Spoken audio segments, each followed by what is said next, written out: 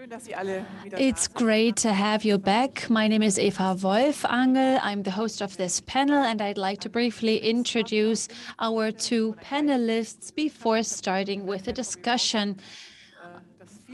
I realized that Toby Walsh had quite an exciting Q&A, and I'm looking forward to interesting questions during this panel, and I'm looking forward to your participation. Welcome, Professor Baecker, sociology professor at University Witten Herdecke. When we talked previously to this panel, you already mentioned your father a couple of times, and I'm looking forward to hearing more about him as well. Welcome. I would also like to welcome Frederike Kaltheuner, a tech policy analyst and director of the European AI Fund. She also advises the European Commission on AI. Welcome.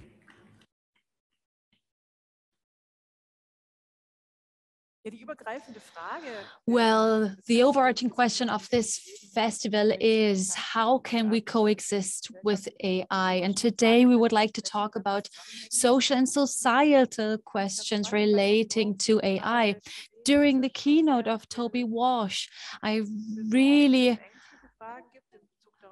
noted that many people are nervous and concerned about AI and our future, whether AI will see us as an enemy. We talked about autonomous weapons, but also about the opportunities and positive impacts.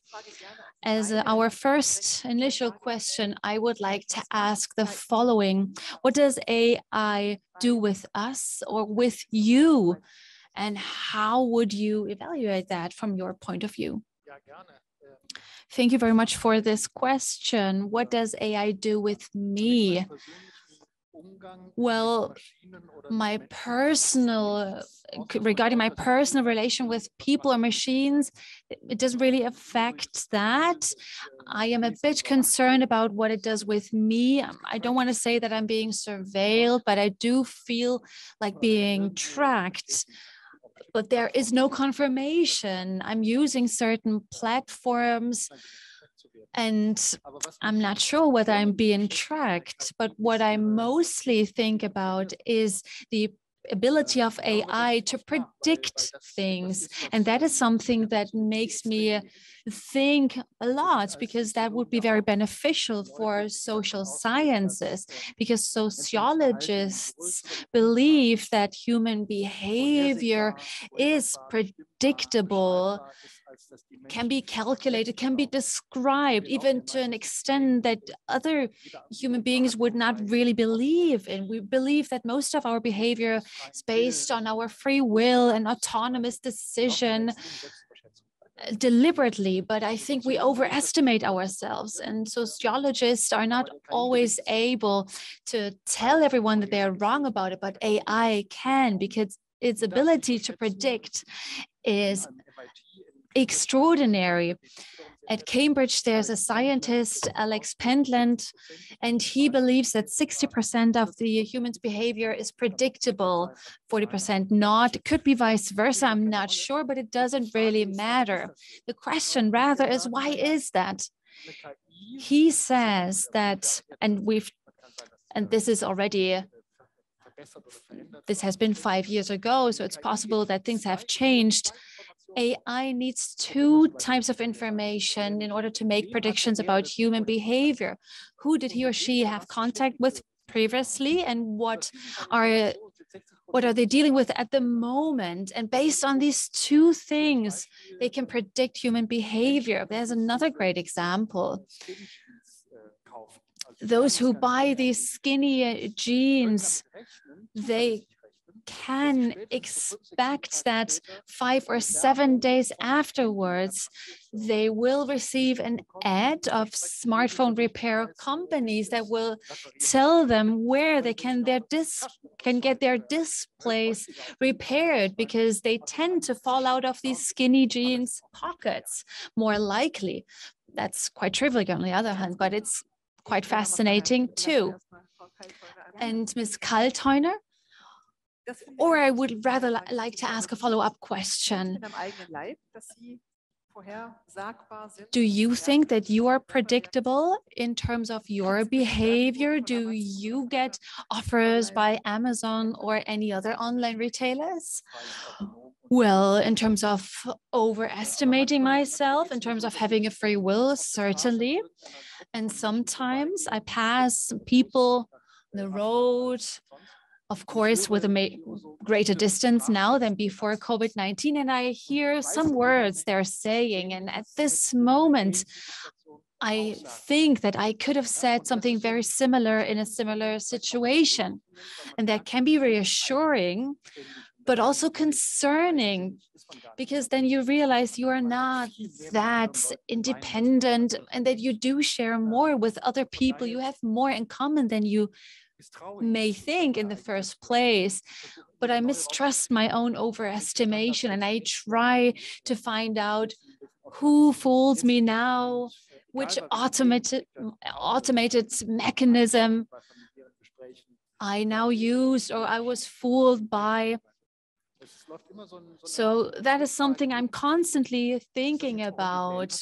Was that an original behavior or not? Is what I'm saying right now is not something I would like to think about this way, but I do ask myself if someone else would have said the exactly same thing and if the AI could have predicted that. I read a novel recently where the protagonist tries not to be predictable by doing the exact opposite. And at the end, it turns out that this is exactly what the AI had predicted. So maybe it can even predict our resistance. Ms. Kaltheuner, what do you think? Well, skinny jeans are out, that's for sure.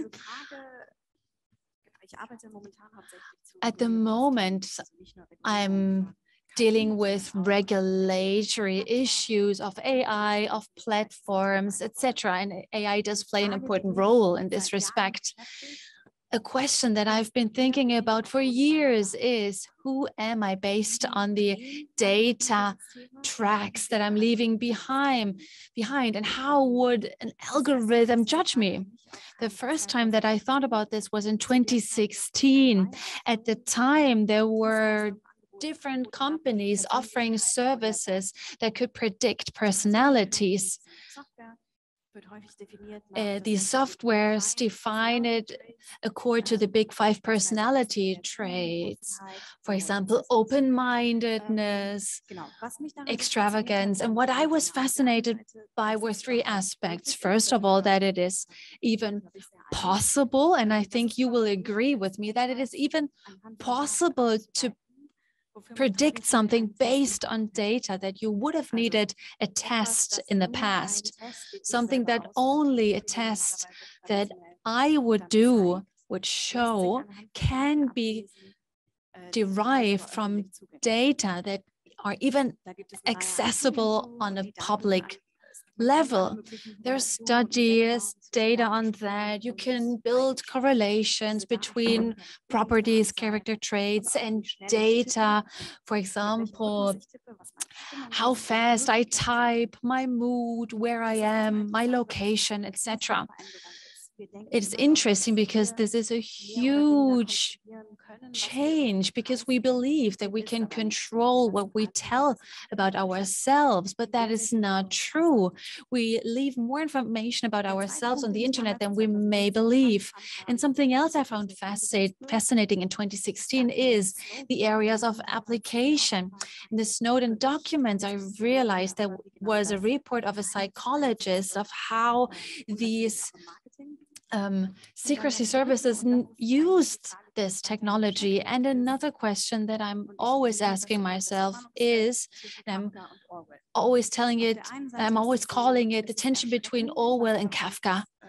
It is shocking what these data sets tell about ourselves, but the question is also, for whom is this prediction accurate? Are these predictions stable and reliable in a historical or cultural context? And when the software was developed, I was asking myself whether people think I'm neurotic or crazy because I'm always switching between German and English.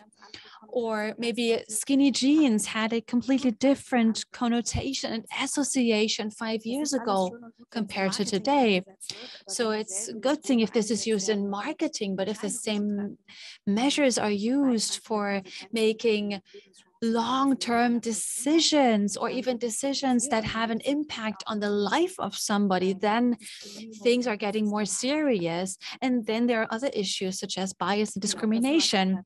But that's just an introduction to the topic. I could take hours talking about that, of course.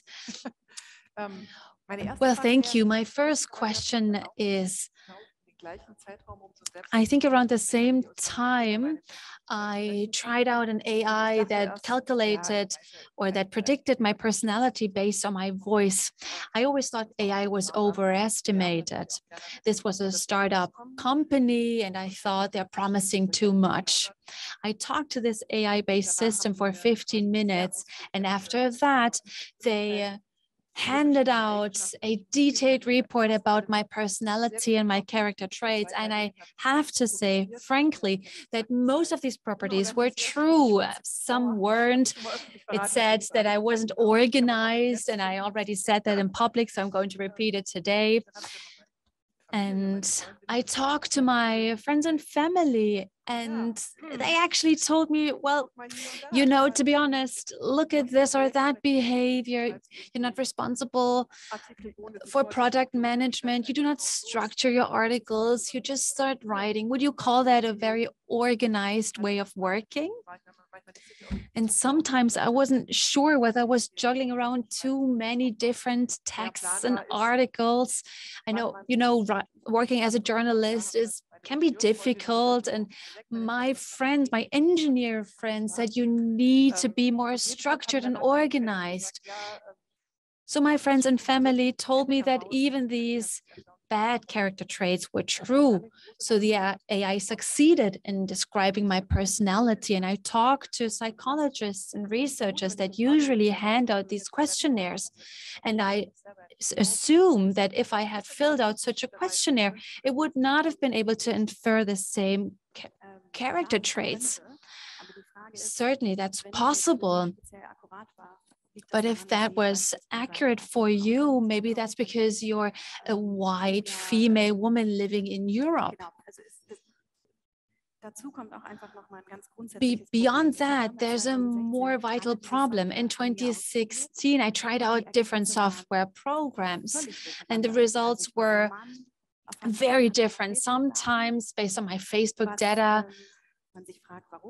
the AI thought that I was a male. Maybe that's because I'm interested in technology. So it was based on a stereotypical database. So the pseudosciences are very close to these software programs as well. And there have been studies on that this is mostly about probabilities.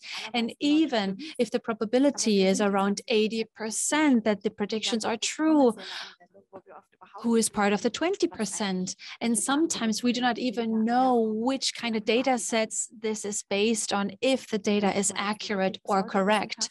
And to talk about pseudosciences, scientific studies on the one hand, and there are pseudoscientific studies. The Bayerische Rundfunk radio station had a very interesting survey. There are different tools for job application interviews that can analyze the personality of candidates.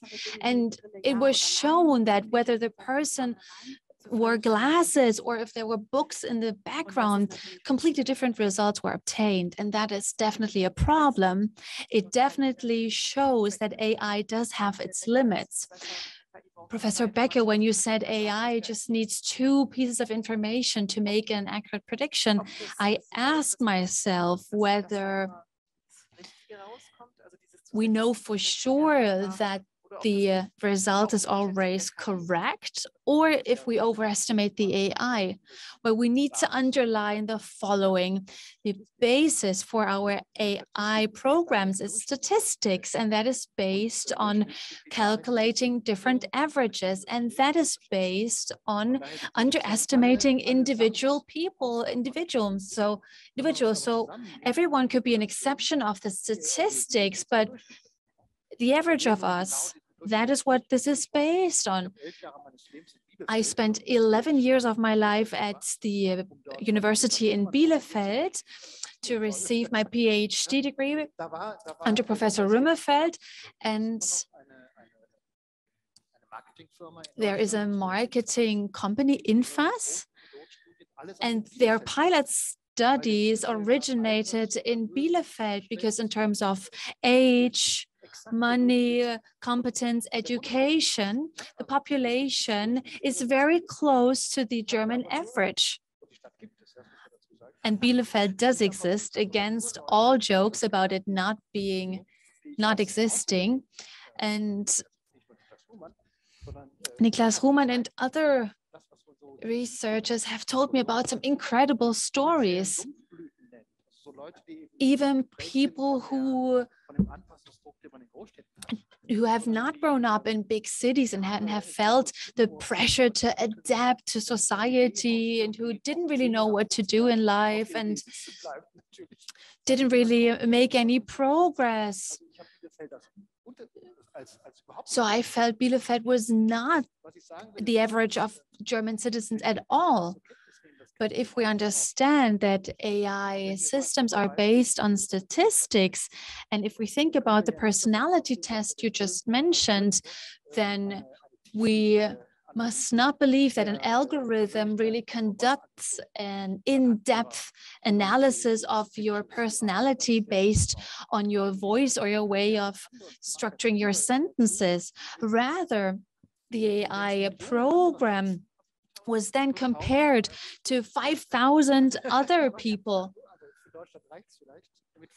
So it was compared to 5,000 other profiles that they had already gathered information about. For example, how does somebody speak who believes to be an organized person but isn't?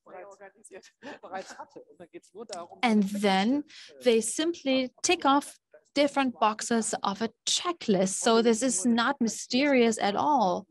What is so fascinating is that the AI succeeds using this simple data, or that we succeed in training it to be successful. And I agree with Ms. Kaltheuner, you can find this exciting or alarming, but the question is, who is interested in using that? If the Catholic Church starts collecting statistical data about the people who believe in church, then that might be fine. But if other stakeholders did that, for example, marketing companies, then this is more questionable. Of course, marketing companies could be beneficial, but that could be cynical as well. If you believe that using these average data, you generate a limited offer instead of using a broader range of data to offer a more comprehensive offer. But if we look into different behaviors of insurance companies, police officers, insurance companies that use statistical data, whether I receive my treatment in the hospital or if they already think I'm dead, then this really is critical. We need to know who uses which algorithm for which purpose. Maybe I could add something. We need to ask ourselves, in which context is it appropriate to use these statistically collected data? And the second dimension is the difference between theory and practice. There's a study, and we talked about this in our preliminary talk, and it showed that 40 or 60%, surprisingly high number of European startups using AI do not use AI because there's so much money in this industry. We have many trick companies, and we need to make a distinction between the two. Another fascinating question is, regardless of the different contexts in which statistics are appropriate or not, there are questions concerning our identity, where we should maintain the sovereignty to make the decision or interpretation. There's Google AI, and many large tech companies use AI as a service because small companies cannot use it themselves, but they'd rather use the service offered by these companies. And there was a classification for gender, male and female, based on business. Internally, there was a movement in Google to delete that because it is discriminatory. Binary gender identity does not equal the way people identify with their gender in real life. So that is another interesting question, because we live in a time where identity becomes more of a negotiable topic. There was an essay called "The Gender Binary Will Not Be Destructed," but at the same time, we're surrounded by systems that do classify us based on arbitrary classification systems that we wouldn't agree with if we knew about them. So that's interesting in terms of identity, also in terms of gender, sexual orientation. You are right, that really is interesting. And I think Toby Walsh mentioned something similar. AI is trained on historical data. And that means vice versa, that AI is always lagging one step behind. If we talk about gender identity, for example, that many things are changing, but if the AI is trained on historical data, then the information the AI uses is outdated. You're right. Then, well, on the one hand, there's data, and then there are the decisions of those who write the algorithm, and they decide which system of classification we use. Of course, you cannot be unbiased when you do that. So you do have to make decisions that are not unbiased. And apart from that, the data these algorithms are trained on are biased as well. Yes, and I've read a lot about how developers and researchers try to eliminate bias in AI. Let me explain the method briefly. A huge data set is used for a system that learns independently. And you can tell me if I'm using the right words. So they are trained in order to recognize patterns, in order to know whether people who buy skinny jeans need to repair their smartphone screens more often, or people who buy felt, people who buy a certain product to protect their chairs from scratching the ground, that they are more have a higher creditworthiness.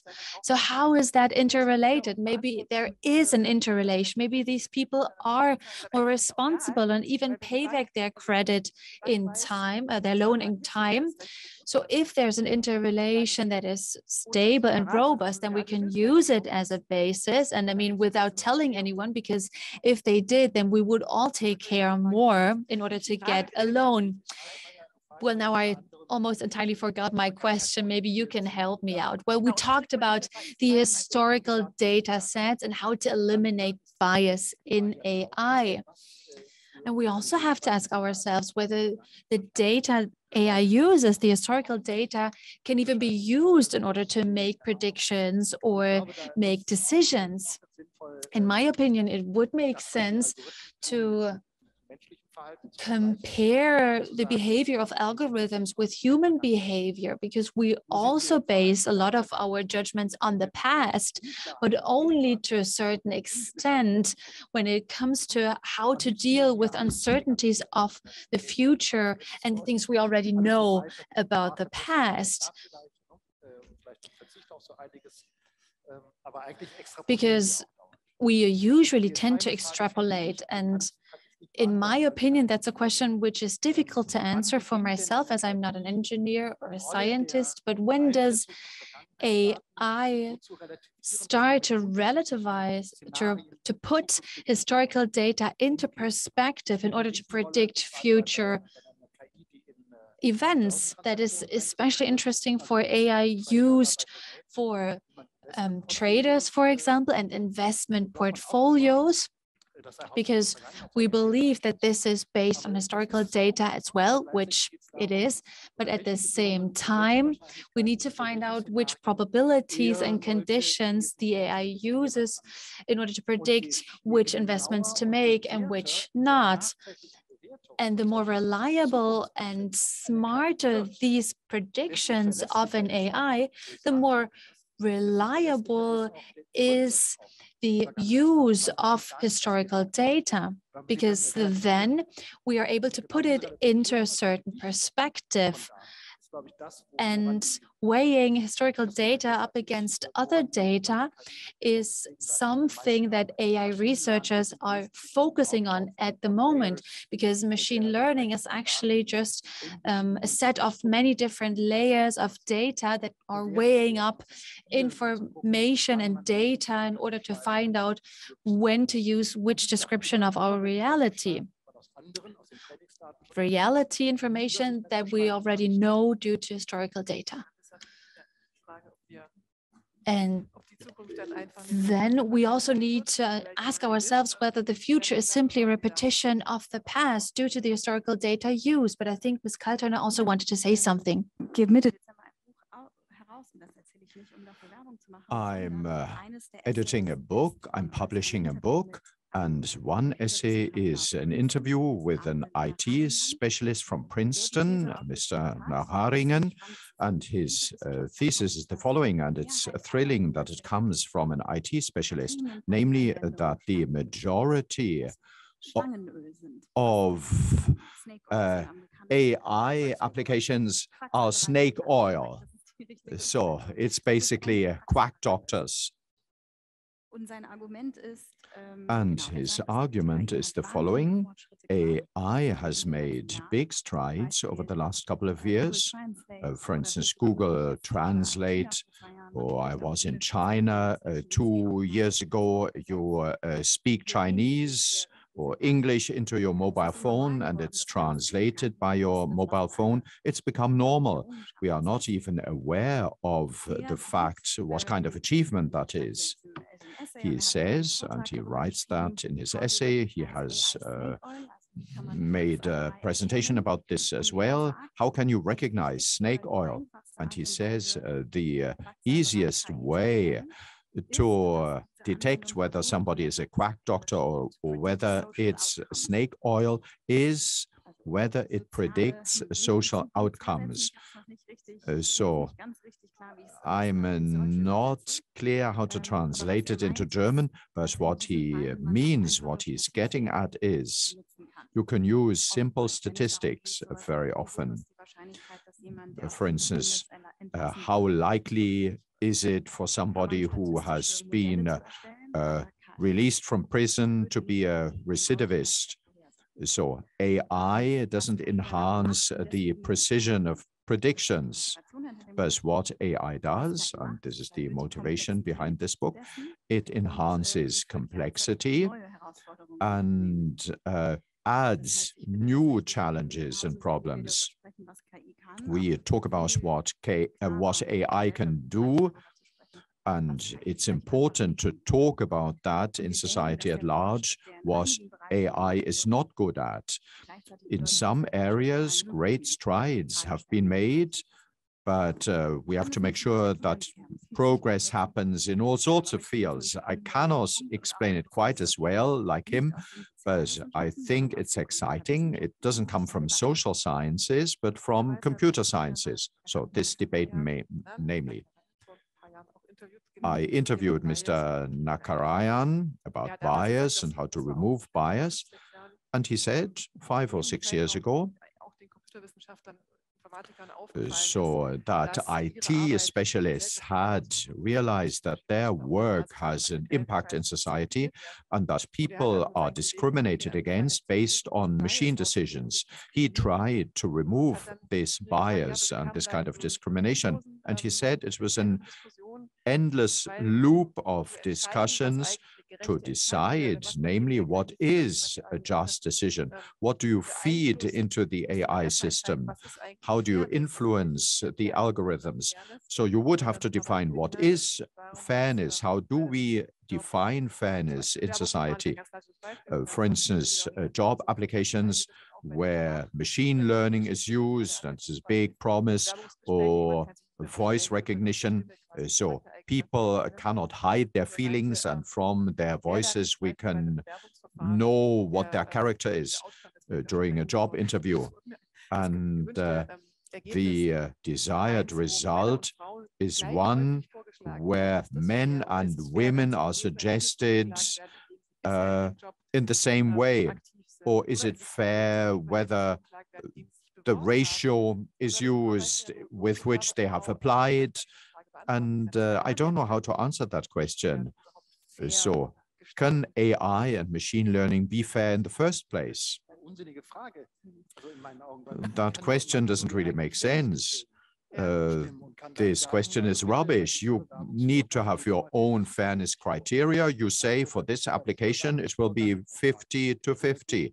Or when it's about engineers, we know 80% of competent people will be male. Sorry. But how do you know from the data? So I make fun of it in a certain way, but the freedom in our decision, well, to appoint somebody to a position with a certain competence profile, it's to be left, or should be left, to the developers of the algorithms. What is bad is when it is not transparent, but people are using, or companies use, an algorithm and they pretend that this is an objective result, what this algorithm calculates. And that illusion, that is snake oil. As you deal with numbers, and this is the worst what AI does, this is one of the worst aspects.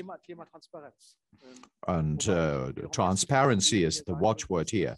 I'm not somebody who says that everything can be made transparent by authorities or by companies, because every organization needs to be arcane in certain aspects, needs to be intransparent. But also the networks and algorithms are not transparent. But the result, well, we have to make sure that we control it, or we should make that the results are transparent. You had wanted to add something? Of course, people can be discriminating in a terrible way, and you will know the literature. You know how subjective, inconsistent people are in their decisions. So by and large, it's not wrong, it's not bad to get help by database systems, needn't be AI. In practice, it's companies, third-party service providers whose services these companies buy, and they are very often intransparent. Their data sources, their models. There are exciting studies which scientists in England have done. They had a look at software for job interviews, which are available in the British market, and how this software defines fairness.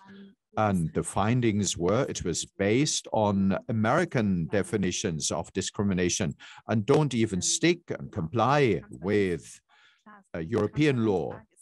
So the question of transparency, well, it's not to find out in technical detail how the decision has been made and whether that can be verified, but it's much more basic.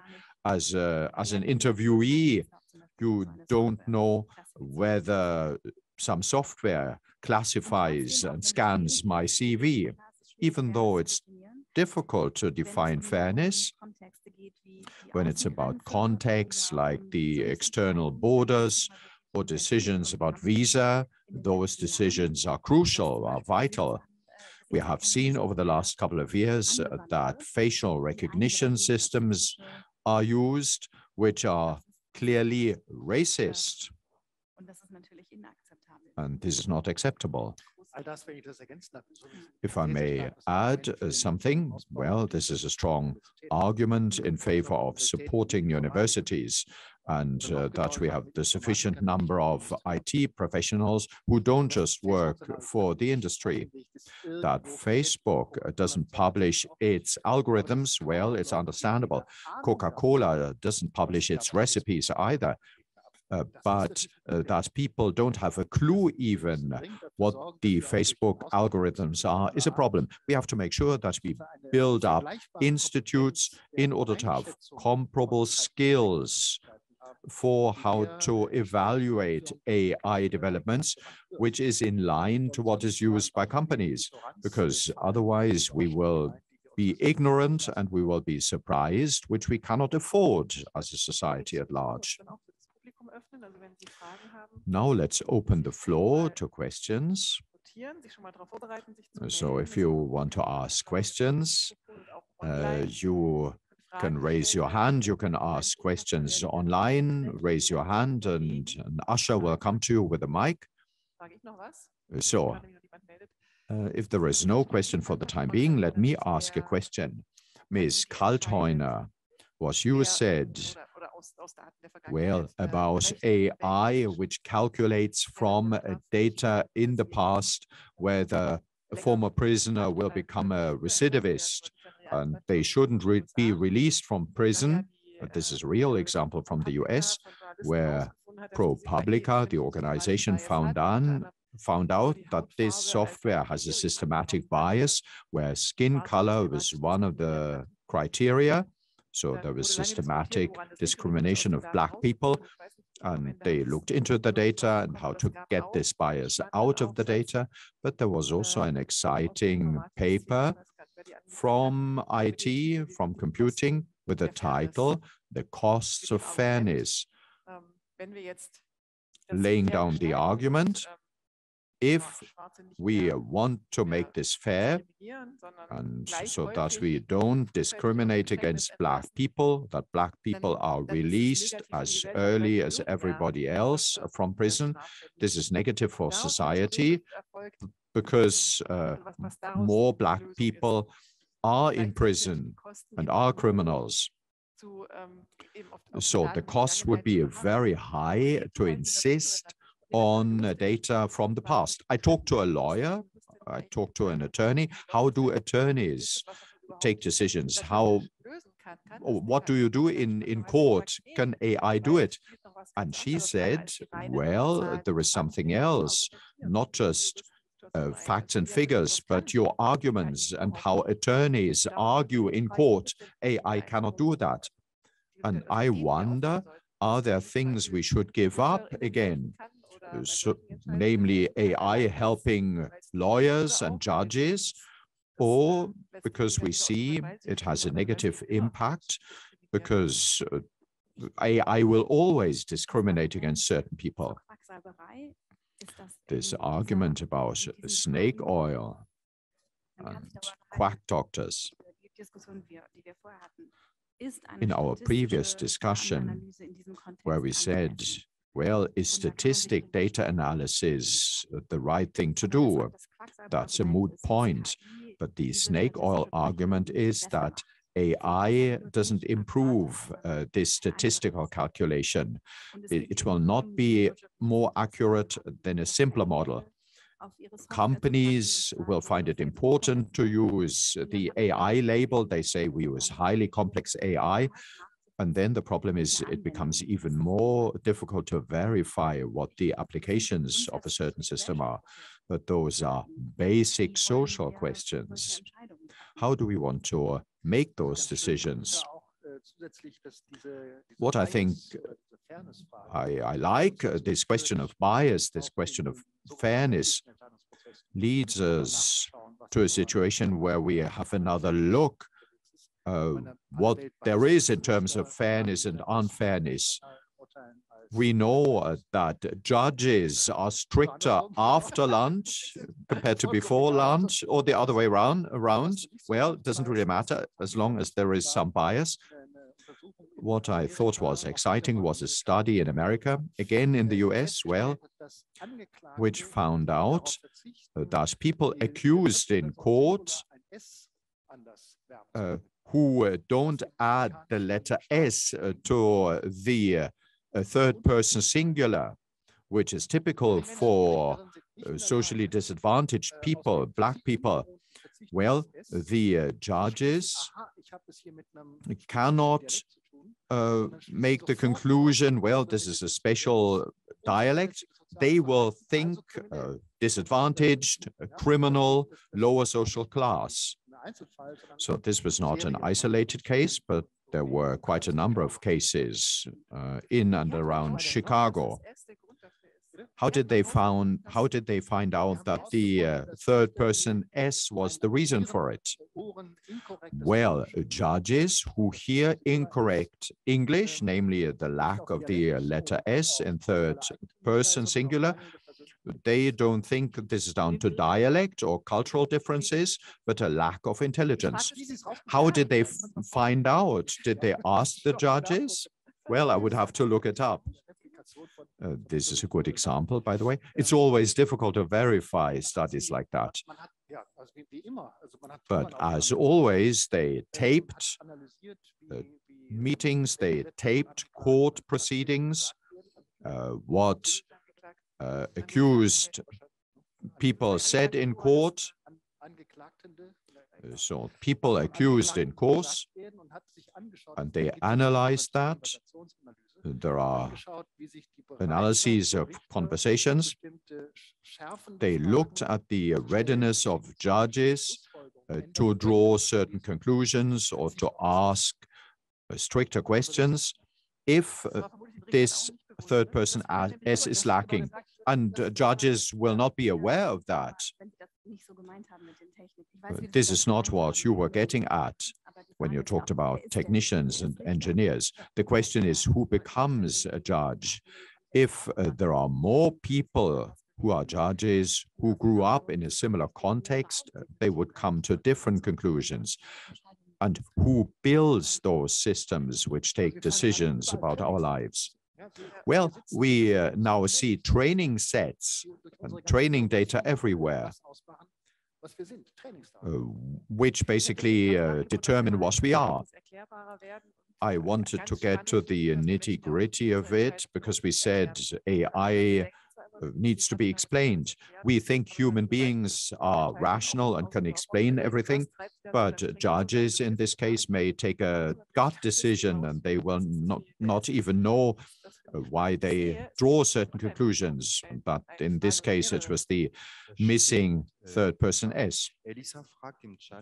Elisa is asking who should define a guideline for AI ethics? And Petra is asking, what are the political framework conditions and initiatives, for instance, at a European level, in order to make sure that there is fairness and equality in these analysis tools?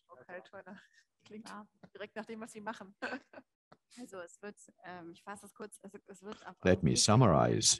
At a European level, a directive is in the pipeline, is being discussed on AI. It needs to be fine-tuned, it needs to be improved so that it will be a good directive. But what is exciting is the logical thinking behind it and what the directive wants to do. People ask very often, should we regulate AI? It's already being regulated because it's used in industries where there are rules. We have rules about discrimination, we have rules in the healthcare sector, and so on and so forth. This is a horizontal regulation establishing principles which are very broad-based, and the broad-based definition of AI and artificial intelligence. It defines risks, unacceptable risks. So risk which the EU, in line with their basic principles, don't want to accept. So applications which are forbidden, which are banned, then high-risk applications, for instance, all industries and contexts and sectors, for instance, personnel, human resources, the public sector, where the producers of artificial intelligence have to come up to certain requirements. They are not good enough at the moment, especially as far as bias is concerned.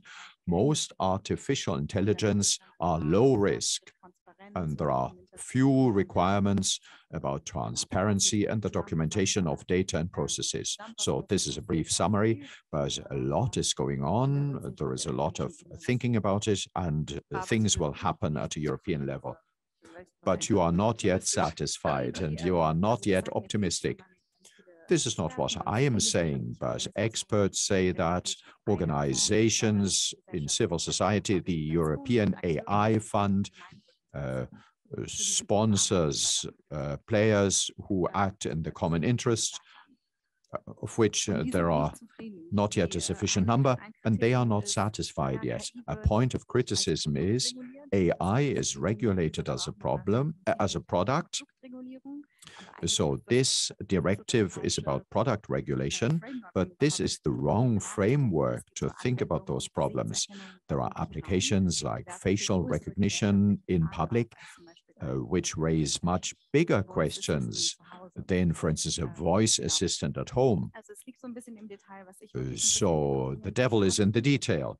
What I find depressing and a bit of a pity, the directive is not good enough when it's about basic rights, but it will not help. This is what parties want who are economy friendly, but I've got hope still, but it will be a long drawn out process. It will take years. Let me look at the audience.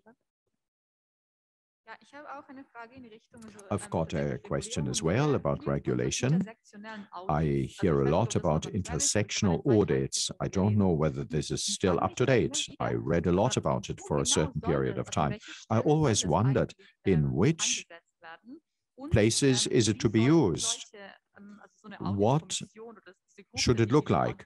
This audit committee, what should be its makeup? And also the right to legal remedy. For instance, if you are being discriminated against by an AI system, what are your legal remedies? I think it's a cool idea. This is good, but I do wonder at this moment in time, how realistic is it to talk about this? Most people don't even know, don't even notice when they are being disadvantaged or discriminated against. So somebody knows their stuff. This is a very specific question.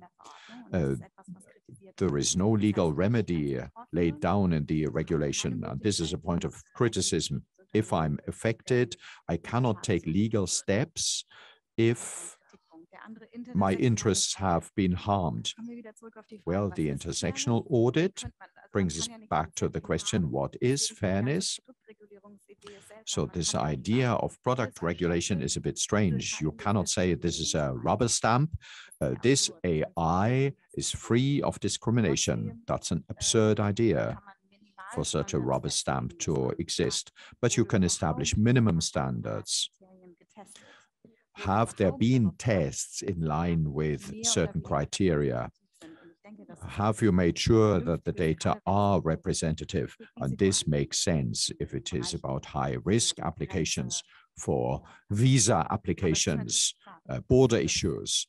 But of course, it's clear, the rubber stamp, well, we will not have that. And it's a complex and dynamic process. Something can be fair, in inverted commas, in line with a certain definition, and then the same application is used in a different country, and it's not fair anymore. So this makes it all very complex. Are there any more questions from the audience? Thank you. How prevalent is the application of such AI-based programs in terms of legal systems or in these kinds of legal procedures? How will I be informed about the decision being taken against me was actually taken by an AI-based system, or that I was not chosen as a job applicant due to an AI-based decision? Is that already being implemented in Germany? Unfortunately, but also fortunately, this sector is not that digitalized in Germany. So I can reassure you, but in order to answer your question, in the legal context, my answer would be no. But there's an organization headquartered in Berlin that deals with the exact same issue. When it comes to job application processes, AI is increasingly being used. And there are still regulation gaps. And I can once again point out the study conducted by the Bayerischer Rundfunk radio station, and the results are shocking. And the criticism really is that the software doesn't make any sense at all. Not that it's biased, but it really just doesn't make sense. I think that's the main issue that we encounter in the job application process, because it is intransparent. And that is something you said at the very beginning of this panel discussion. You said we have to be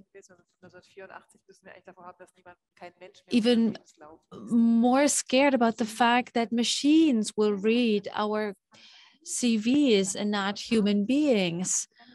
And we heard that these things are already being implemented on a higher level in the United States.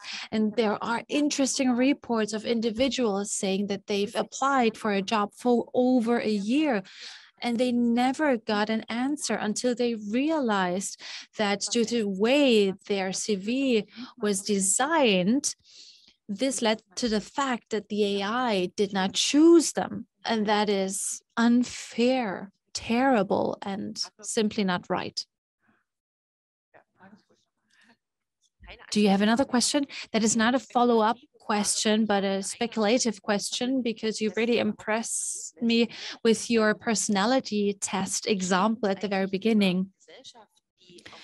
With a society that uses AI-based personality analysis, do we have to face a radical honesty apart from AI bias that is intolerable for us? I was wondering if an AI used objective data in order to analyze my personality based on an algorithm, would I even want to know whether an AI would judge me as being ugly or not as educated as the rest? Well, our society works because we lie to each other, because we can be strategic in our decisions and in deciding what to tell each other. So I'm wondering, would it be better to lie, to go about this in a strategic kind of way, or do we have to expect a radical honesty as a society, which can be terrible at times? Well, we could use an AI-based system that could tell us how to trick the system and how to pretend to be someone you're not in order not to face the honesty. But of course, there have been attempts to explain this behavior. And as Ms. Kaltheuner said, maybe you're an average person, and that's why, or I was an average person in this example, and that's why many of these properties were true. And well, I did not want to say you're average, not at all. Don't worry, I would describe myself just like that, so don't worry. Nevertheless, your question is vital. Well, Ms. Ilmer, why do you think about honesty when you think about AI? I would think about reliable stupidity. And I mean, that could lead to the same results. If someone acted as if he or she were dumb, then that can be honest and can be shocking or alarming, because we usually treat ourselves in a very polite way and saying some things, not saying other things, lying in order to protect our feelings. So I'm wondering why you expect an AI to be honest. The better an AI works, the more intransparent are the decisions the AI makes. Even when it comes to self-driving cars, then we see that most of the progress related to AI is in this field, but we cannot understand the decisions being made in this field. And that's why there is explainable AI, where people try to come up with criteria that make it possible for us to understand how an AI-based system made this or that decision. As far as I know, there hasn't been much progress here, apart from two computer scientists from Italy who have developed a program that uses standard questions for AI. So which questions do people usually ask an AI-based system? Then they prepare these standard questions and compare them to what's happening within the AI system. So I think in the meantime, they will have come up with an explainable artificial intelligence with the explainability modalities that will explain how they invent language or explanations in order to explain the user what happened. So you see that there are many different layers that make AI systems intransparent or opaque, and that mean that we only get that what we get are suggestions of explainability. That is similar to us human beings, isn't it? When we think about the judges that acted differently due to the S, they will tell you, well, that wasn't really the reason. They had the gut feeling that told them he was lying. So how should it work for an AI-based system if it doesn't work for human beings? Well, you're acting as if there hadn't been any cybernetics before. I mean, it started in the 1940s, and this area assumes that many processes in our world are black box processes, starting from the human brain, ranging over to our language, to the place we work at, etc. So everything is a black box, and compared to that, some algorithms do not really make a difference here. The question is, how do we behave when it comes to black boxes, and what control mechanisms can we use in order to stop the process and to stop the black boxing? For example, when it comes to your own family or the university, we do not have these buttons that we can hit to say, stop right now. Now I am in control. But when it comes to AI-based systems, we still have that stop button. So I think we should not expect objectivity or honesty, but we should rather try to find out how to use these AI-based systems and to limit their areas of application. We know that there are hundreds of stakeholders that do not agree with our opinion about limiting AI or regulating AI, who completely disagree.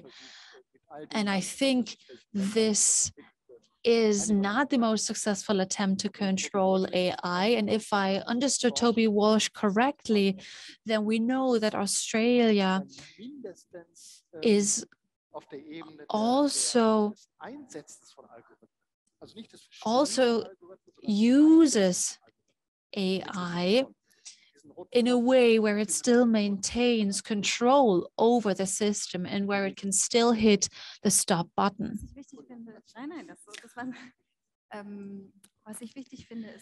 Something that strikes me as important is that digitalization itself and IA is not something that hits us by surprise, but it is rather something that we can proactively shape or design. We are living in a transparent society. Due to Facebook, everyone's become transparent. There are no secrets. So this is a discussion that is repeating itself over and over again. So we need to talk about whether this is something we want or not. Part of the debate on regulation are very reactive, where people talk about how to apply this technology in this area. When we think about other things that happen on the regulation level, this is more about the big question of in which kind of world do we want to live and how shall we regulate AI in this respect. And I think we're not helpless at all, but we can rather be a democratic society and think about these issues profoundly. I think that's great news. Also, the fact that we have come together here to talk about these issues, because it is a task that we need to tackle as society. We're running out of time, unfortunately, but I would want to have one more question from our virtual audience. There's a great final question by Eva Maria. What do you think? How will everyday life look like in 10 years' time with AI? I would ask both of you to give us a brief statement. What do you think will our everyday life look like in 10 years' time with AI? As a sociologist, I cannot make any predictions, unfortunately. I am an optimist. If I weren't, I wouldn't be active in this area. To be honest, I do not believe that we will be talking about AI in 10 years' time. I believe that discourse, language, words we use will change swiftly. 5 years ago, we talked about big data, and I do not believe that we will still talk about AI in the same way that we are talking about AI right now. Also, from an historical point of view, to give you another reason, the term artificial intelligence shifts. So what we once used or what we once described as AI has changed. If we talk about AI, then we talk about something that does not exist yet and that will exist in future. And we do not think about Google Translate or the fact that computers can already recognize objects and that this is incredible. And we already take this for granted. And 50 years ago, we were shocked by ELIZA, this AI-based system that was able to answer questions, who asked simple questions as a bad chatbot would do today. And 50 years ago, some people thought that this was a human being. Professor Baecker, maybe there is something you would like to add. I have no idea what to expect in 10 years' time, but I do think that it is a good idea to observe what's happening at the present time. There are 3 different developments, if I am not mistaken, and I am a layperson when it comes to computer sciences. How does the quantum computing develop in future with high computing efficiencies, and based on the fact that this will meet the expectations of everyone, how can we handle uncertainty and multi-layer situations? Because then we have reached this limit of being able to handle vague situations. So if computers are able to make this progress, then a lot has been accomplished. And thirdly, there is an interesting, well, not interesting, forgive me, there was automatically, there's a researcher from South Africa. I do not know why I find this interesting. I'm sorry. So there's a researcher from South Africa researching on fractional calculus.